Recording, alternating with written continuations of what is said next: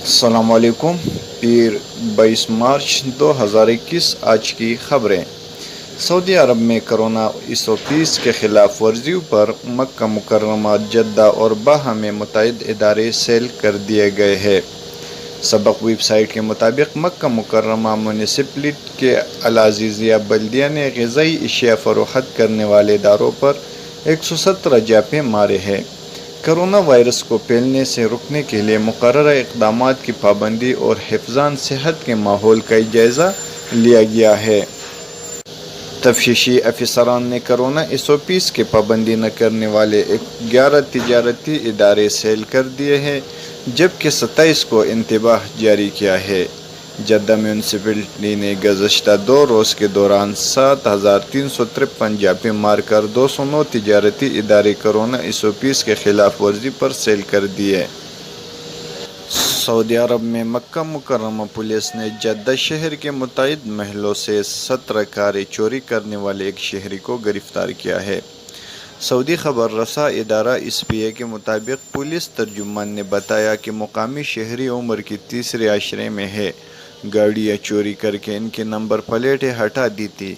گاڑی کے مالکان کی شکایت پر اسپیشل ٹیم نے ملزم کو شناخت کر کے اسے گرفتار کر لیا۔ اس کے قبضے سے تمام مسروقہ کاریں برآمد کر لی گئی۔ مقدمہ درج کر کے اسے پبلک پروسیکیوشن کے حوالے کر دیا گیا۔ سعودی عرب اور پاکستان رواں مارچ کے دوران سرگودا کے مصحف ایئر بیس میں فضائی مشقیں کرے گی۔ سعودی خبر رساں ادارہ ایس پی اے کے مطابق سعودی فضائیہ کے کمانڈر شہزادہ ترکی بن بندر بن عبدالعزیز نے اتوار کو مشقوں میں شرکت کرنے والے سعودی دستے کی تیاریاں مکمل کر دی گئی ہیں۔ یہ تیاریاں کنگ عبدالعزیز ایئر بیس میں ہو رہی ہیں۔ اس موقع پر فضائی دستے کے کمانڈر نے شہزادہ ترکی بن بندر بن عبدالعزیز کو ایئر سسٹم اور اہلکاروں کو تیاریوں سے متعلق بریفنگ دی۔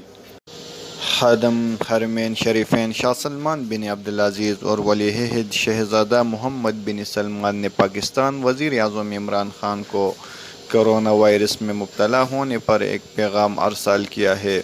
سرکاری خبر رساں ایجنسی ایس پی اے کے مطابق شاہ سلمان بن عبدالعزیز نے اپنے پیغام میں وائرس سے جلد صحتیابی اور مستقل صحت و تندرستی کی خواہش کا اظہار کیا ہے۔